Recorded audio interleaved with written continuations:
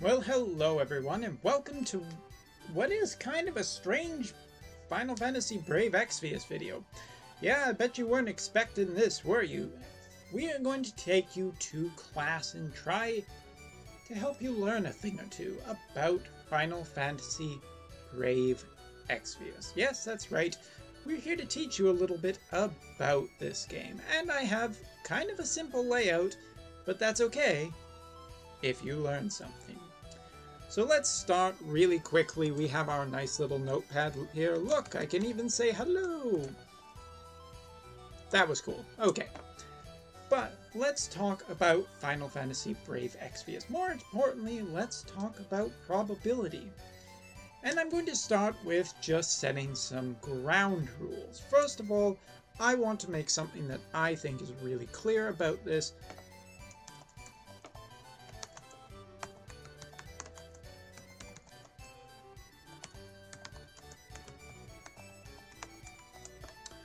Yes, I'm just going to make this very, very clear. I don't think loot boxes or Final Fantasy Brave Exvius is true gambling. Now, what exactly do I mean by that?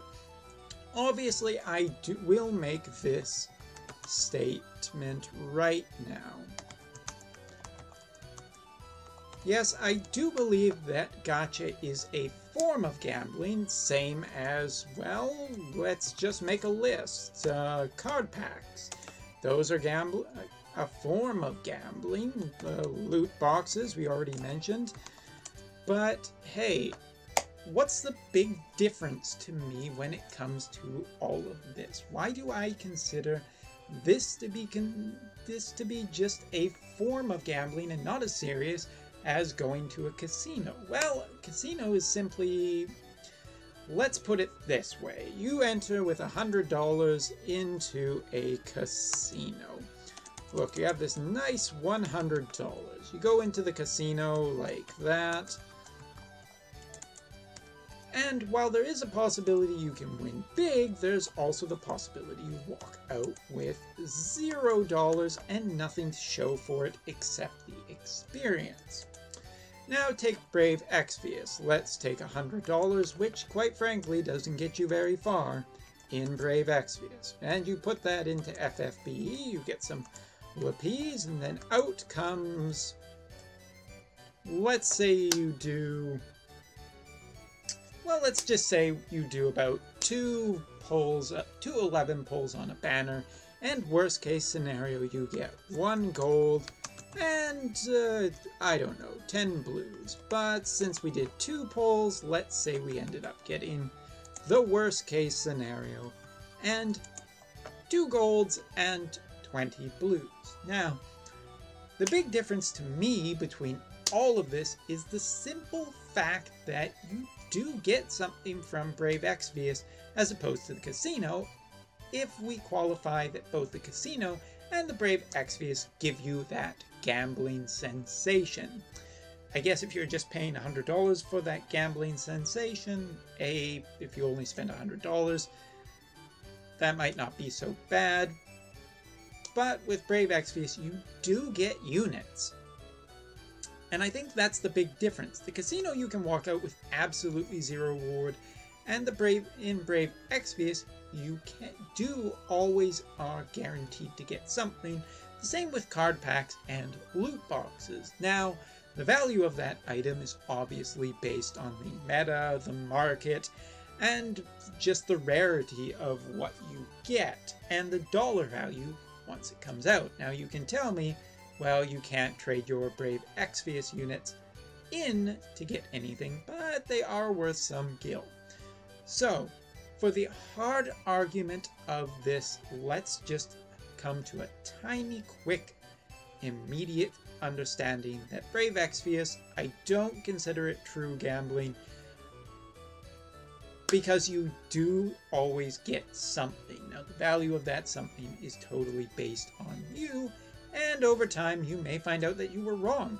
Maybe all those cyans you've been selling are actually incredibly valuable to make a evasion unit. Either way, that's basically what I want to say about that. Now, let's move on and talk about something else. Let's talk about 99% probability. If I was to tell you right now, you can buy a ticket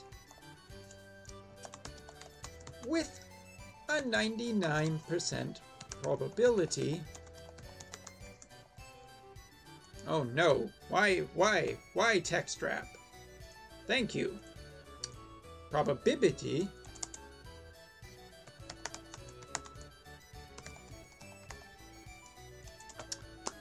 What are the odds that you still lose? Well, the odds that you lose are 1%. Well, what are the odds that you lose 2 times? Well, it's 1% for the first time, it's 1% for the second time, but you actually have to multiply that together, and it ends up giving a smaller number, which 2 losses, the chances of that happening back to back are less than 1%.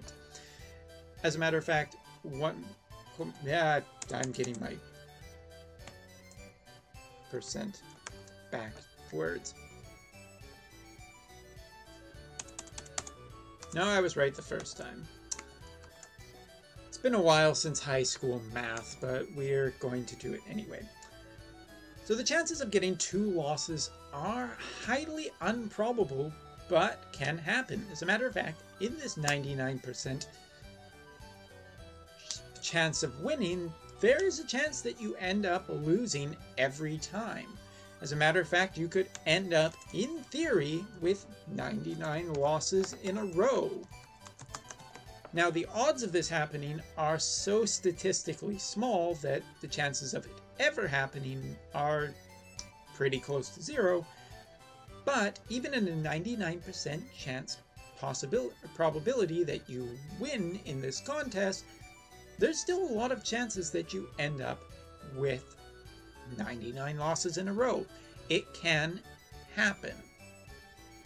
So when you see these rate ups and everything, remember, while the percentage is higher, there is still a chance that you end up with nothing. Now the big thing here today is I'm going to introduce to you some probability and estimation errors that people make every day in their daily life, not even just in Brave Exvius, so maybe you'll learn a thing or two. So let me ask you a bit of a morbid question to start.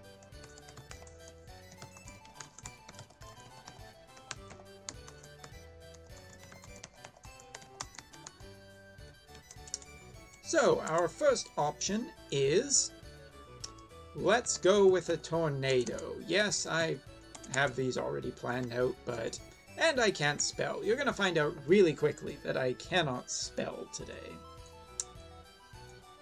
Second one, fireworks. Third, in a swimming pool. And lastly, fourth,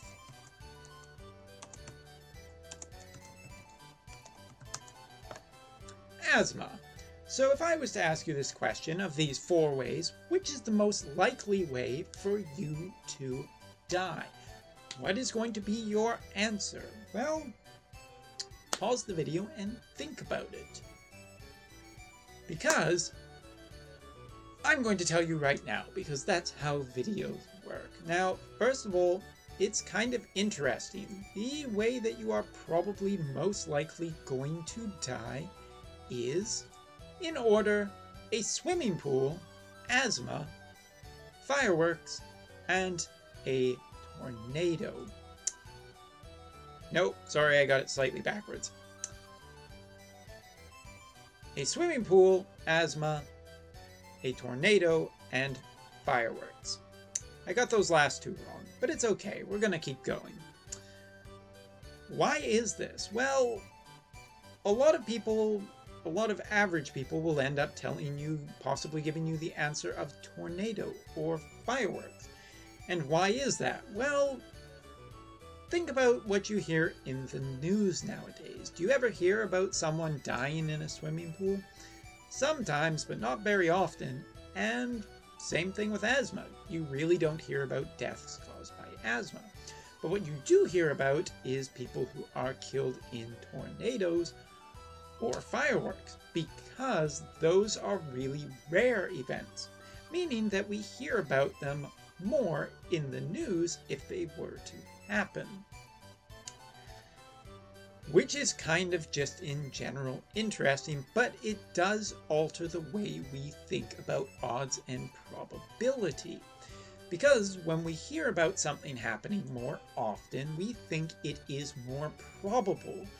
So, even if on the Japanese side,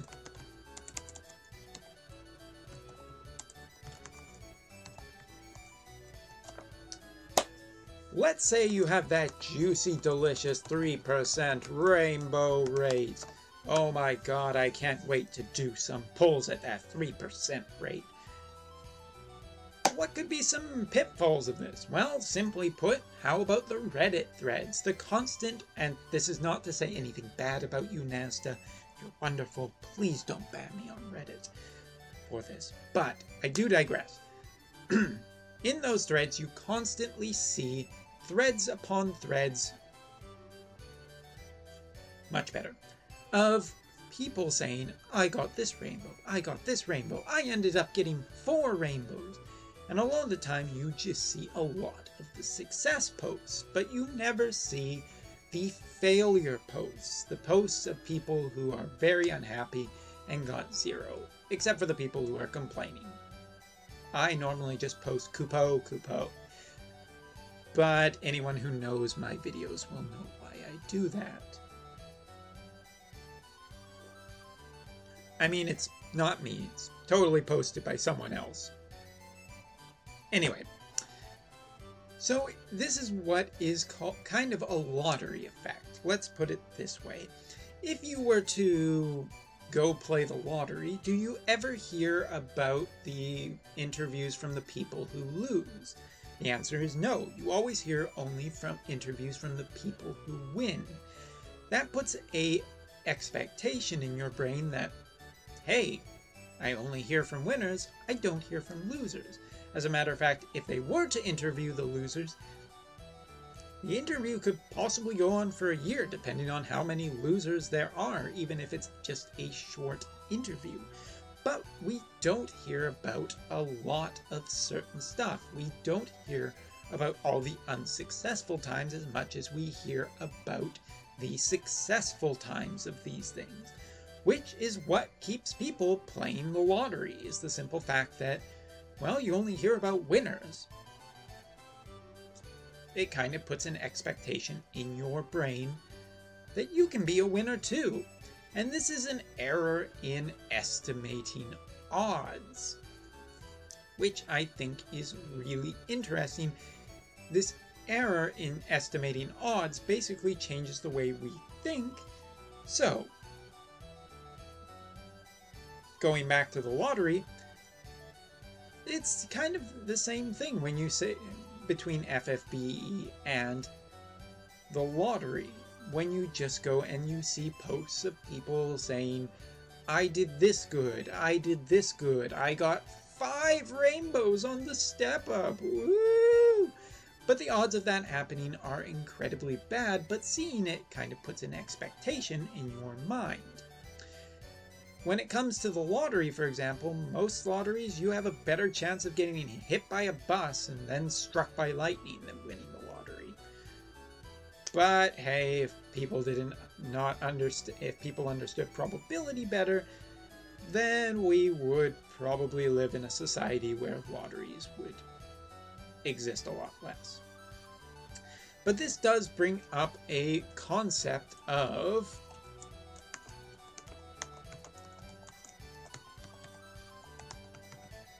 errors in happiness, and I'm pretty sure I spelt that right. Let's just pretend that everything I put is wrong.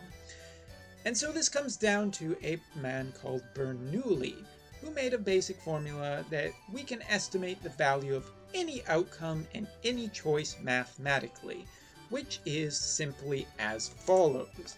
The expected value is equal to I'm just going to switch lines.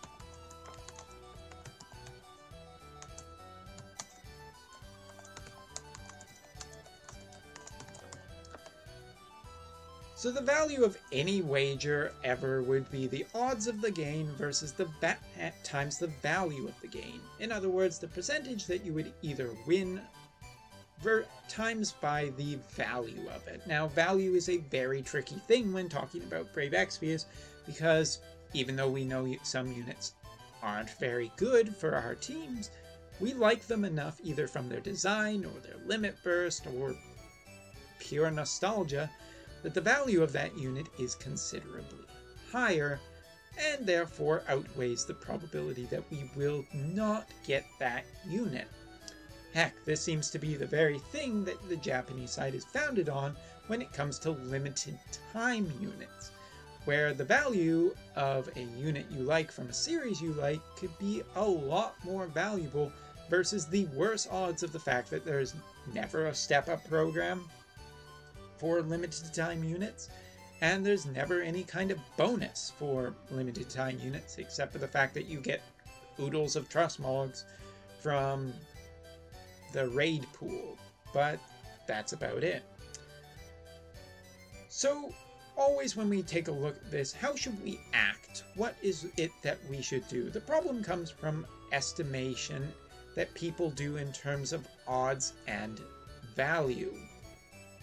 So I'm going to ask you a brand new question. Yes, it is a difficult day. I'm asking you many a different question. And I'm actually writing this off a presentation that I couldn't quite get to work in OBS. Thanks, OBS, and thank you, PowerPoint. So, let's take the situation.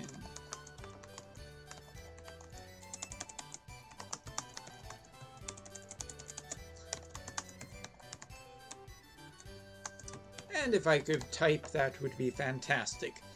Let's say you are going to a movie. Doesn't matter which movie, let's say it's a movie you want to see. Now let's take a look at two possibilities. Possibility number one. On your way there, what happens?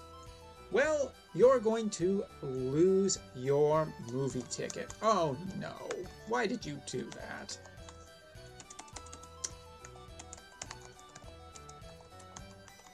And that movie ticket is worth a total of $20. And that's being pretty nice. Movie tickets are quite expensive nowadays. But, as it happens,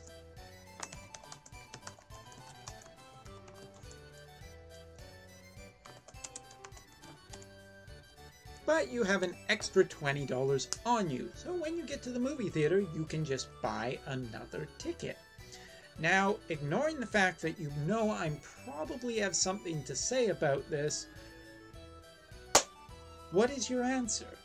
Thinking really quickly, what is your answer? Would you buy that movie ticket again, considering that you lost your movie ticket and you have an extra 20 on you?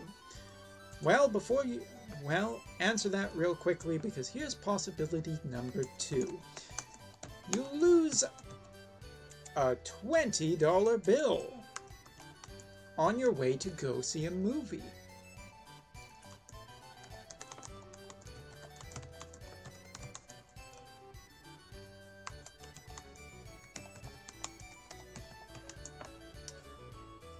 Now in this situation, what do? Do you end up buying that movie ticket? Now, you lost your first $20 bill, but you have an extra $20 bill in your pocket. Well, let me answer a little bit of what most people would do. For the first one, most would not actually buy again.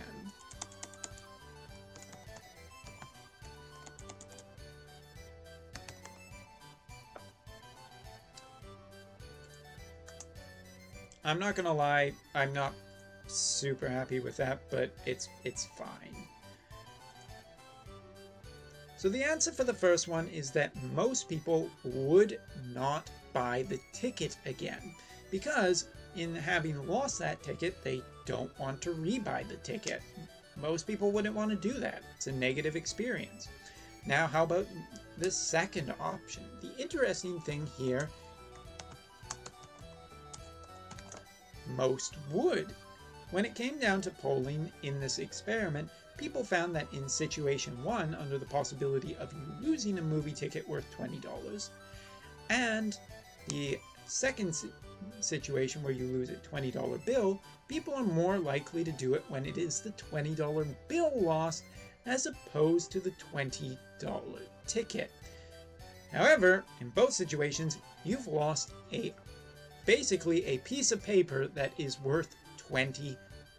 So what is going on here? This is kind of interesting when we get right down to it. In both situations, you've lost a piece of paper that is worth $20. In one case, you still went to the movie, and in the other case, you did not, which is kind of silly, seeing how you went all that way to see the movie. This is an error in estimation of value because we compare things to previous experiences, specifically the buying of a ticket and not wanting to do it twice, even though both situations the same thing has happened. And this is interesting because it's the same thing we see in Brave Exvius. This isn't to say anything bad about the people who have commented on it, but it is something that I notice, and it's totally your choice. I totally understand why you would not want to spend 11k lapies on a step up when you've had previously bad experiences. But interestingly, the thing here is that people underestimate the value of step-up banners all the time because of previously bad experiences. If on CG Hayu you spent 11k and got nothing from it, you would not spend 11k on, for instance, CG Citra's banner, even though both have a higher percentage chance of getting you rainbows as opposed to regular banners like the Mog King that just went by, where you have the normal percent chance to get a rainbow. Now, rainbow rates up obviously make a big difference, but even then you are still getting the extra trust moogles and whatnot from doing the step-up banner and spending the 11k. While not saying that this is totally anyone's fault, it is an interesting and observable feature. Now, I want to propose one other thing that's really interesting and is not necessarily a Final Fantasy Brave Exvius thing, but just a marketing trick by itself. So let's take this situation. We're going to take a look. We're going to go to the store and buy a chocolate bar. Because not everyone's into alcohol, you might be a little bit young, so let's not talk about alcohol. Let's do a chocolate bar. Everybody likes chocolate, right? Don't answer that. I don't need a comment section about whether or not you like chocolate bars. Or if you want to just suggest to me your favorite chocolate bar, go ahead. So we go into this store and we see option A. Now, option A costs a total of $2. I never know if the $ goes before or after, but it doesn't matter. And this chocolate bar is, well, it's low quality. It's not the best kind of chocolate, but it's $2. Then we end up with option... I'm going to get rid of that one. I don't like that. But then we have option B. Now, option B is kind of interesting. It is a $50 bar of... No, that's pretty unlikely. We're not going to Lint here. Let's say a $20 bar of chocolate. Now, it's super premium quality. It is awesome. It melts in your mouth and gives you a feeling like, hey, somebody loves you. And by the way, my humor is very damn dry. Option A or option B, which one do you pick? Well, it really depends totally on your lifestyle, whether or not you have the money to spend $20 on a chocolate bar. I don't. I'm not making any money on YouTube, so I can't afford a $20 premium chocolate bar. But all of a sudden, we get options. Again, spelling. I'm not an English major. Not a math major either. But then we get option C, which is a $12 bar of chocolate. And this is medium-ish quality. It's somewhere in the middle. It's not quite premium, but it's not that $2 bar of chocolate. Which do you go for? Well, here's the thing. Not many people will choose the $20 bar of chocolate, just the incredibly rich people who probably don't shop at this store anyway. Some people will choose option A because, hey, that chocolate bar is good enough for me and I'm saving money. But a lot of people actually choose option C, the $12 medium-ish quality.